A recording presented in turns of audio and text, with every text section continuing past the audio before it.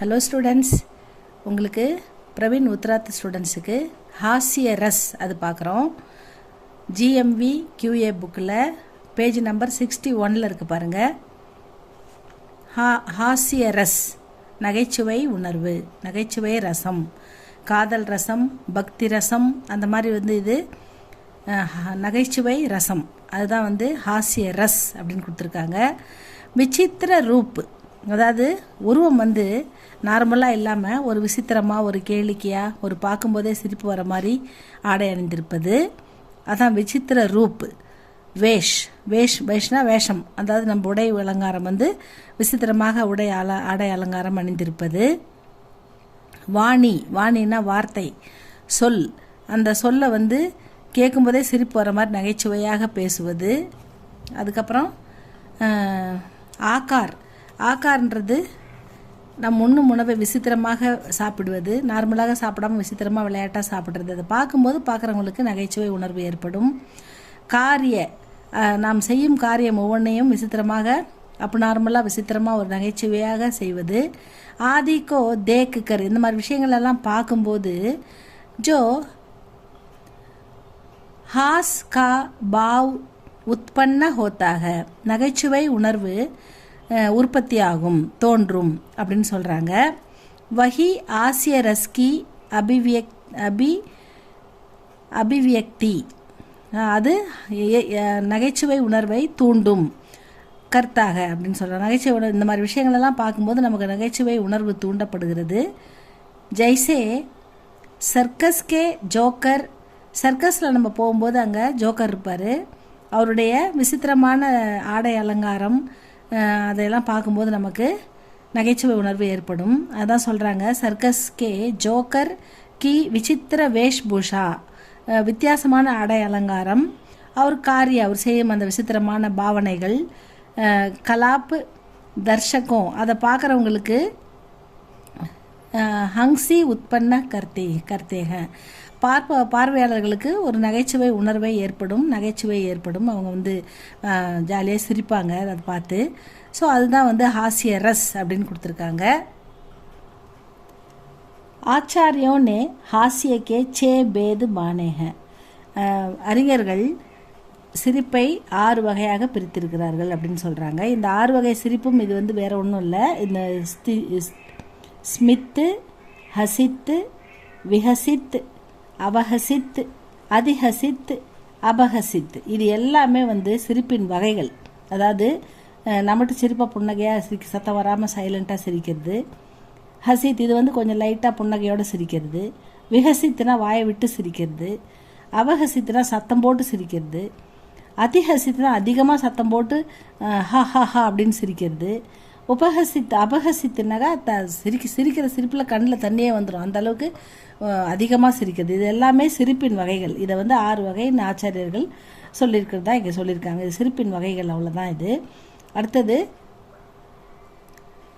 ஸ்தாயி பாவ், நிலைத்த தன்மை. ஒரு நகைச்சுவை உணர்வுடைய நிலைத்த தன்மை எப்படி இருக்கும் அப்படின்னா, ஹாஸ் ஆச்சரிய, பாட்டக், ஸ்ரோதா யா தர்ஷக், அதாவது அவங்க நகைச்சுவையை உண்டாக்குறவங்க சிரிக்கிறது, அதை கேட்குறவங்க பார்க்குறவங்க எல்லாருமே, தர்ஷக்குன்னா பார்க்குறவங்க, ஸ்ரோத்தான்னா அதை கேட்குறவங்க, பாட்டக்குன்னா அந்த ஏதோ ஒரு நகைச்சுவை உணர்வை படிக்கிறவங்க, இப்படி எல்லாரையுமே நகைச்சுவை உணர்வை ஏற்படுத்துது. நகைச்சுவை அப்படின்னு அதனுடைய நிலைத்த தன்மை என்னென்னா, சிரிப்பாங்க வாய் விட்டு, இதை படிக்கும்போது இவ்வளோ காமெடியாக இருக்குது அப்படின்னு சிரிப்பாங்க. அதுதான் அதனுடைய ஸ்தாயி பாவ், நிலைத்த தன்மை.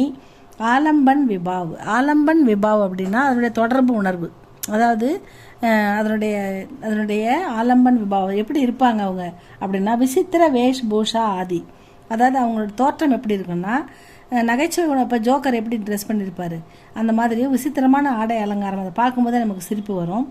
அதுதான் சொல்கிறாங்க இங்கே, விசித்திர வேஷ்பூஷா ஆதி. உத்தீபன் அப்படின்றது தொடர்பு உணர்வு.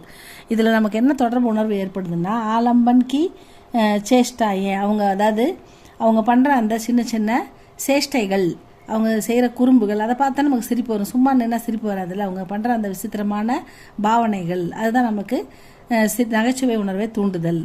அனுபவம், இந்த அனுபவம் எப்படி இருக்குன்னா, முக்கு ஃபேர்னா, முகம் சிவந்திருக்கும், வியங்கு வாக்கிய ககனா, அதாவது வியங்குனா நகைச்சுவையான வார்த்தைகளை பேசுதல்.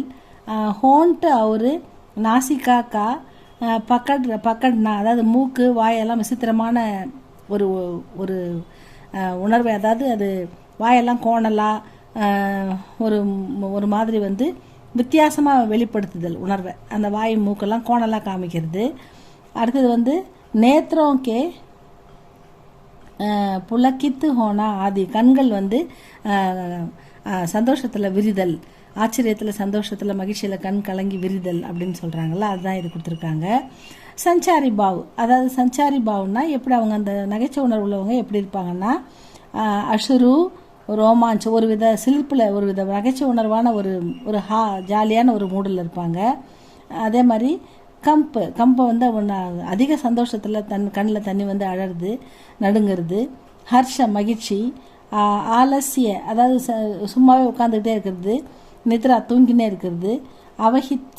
அவஹித்சா ஆதி, இது எல்லாமே எந்த வேலையும் செய்யாமல் நகைச்சுவை சும்மா ஜாலியாக பேசி உட்காந்துன்னு பொழுதுபோக்குறது, இது மாதிரி உணர்வோடு தான் அதில் இருப்பாங்க அப்படின்னு சொல்கிறாங்க. இப்போ உதாகரன் அப்படின்னு கொடுத்துருக்காங்க, இதை பாருங்கள். உஸ் ஃபோம் கே கத்தோன்னா கட்டலில் ஃபோம் மெத்தை இருக்குல்ல, கத்தீன்னா கட்டில் இருக்கிற மெத்தை, ஃபோம்னா மெத்தை, அது வந்து எப்படி இருக்குன்னா, தேவி மோட்டி எகு தேகு உயி, இந்த கட்டில் இருக்கிற மெத்தை மாதிரி உன்னுடைய தேகம் வந்து இருக்க வளர்ந்துக்கிட்டே போகுது, பெருசாக உப்பிக்கினே போகுது அப்படின்றாரு. யா ஐயர் ஃபுல் உன் டன்லப் கே, அதாவது காற்று நிரப்பப்பட்ட டன்லப் டயர் இருக்குது இல்லை, அது போல் டியூபோம் அந்த டியூப்னா டியூப் தான், இங்கிலீஷ் வேர்டு தான் அது, டியூப். டன்லப் டயர் இருக்குல்ல, அந்த டன்லப் டியூபோம் சே தும்கோ ஹோடு ஹுயி, உன்னுடைய உடம்பு வந்து வளர்ந்துக்கினே போகுது, உப்பிக்கினே போகுது. காற்று நிரப்ப டயர் எப்படி உப்பிக்கினே வருதோ அந்த மாதிரி உடம்பு வந்து தேகமும் வந்து பெருசாக வளர்ந்துக்கிட்டே போகுது. குச்சு சமஜ் நகி மேரி ஆத்தா எதி பட்னே அங்கு ரகே ஐசே, எனக்கு ஒன்றும் புரியல, உன் உடம்பு இப்படி வளர்ந்துக்கிட்டே போனா மேரி ஆத்தா எதி, எனக்கு வந்து தெரில.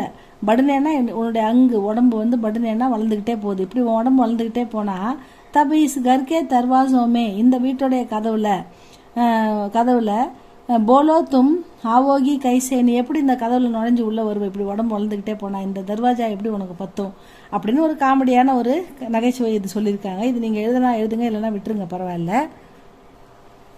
இங்கே மேலே கொடுத்துருக்கிற 4 வரிக்கான விளக்கம் தான் கீழே கொடுத்துருக்குறாங்க. நீங்கள் இந்த 4 வரியை எழுதினாலும் சரி, இந்த விளக்கத்தில் கொஞ்சம் புரியுற மாதிரி எழுதினாலும் ஓகே தான். இஸ்மே இந்த 4 வரியில் ஸ்தாயி பாவ், அதாவது உணர்வு நிலை எப்படி இருக்குதுன்னா, ஹாசுக நகைச்சுவையாக இருக்கிறது.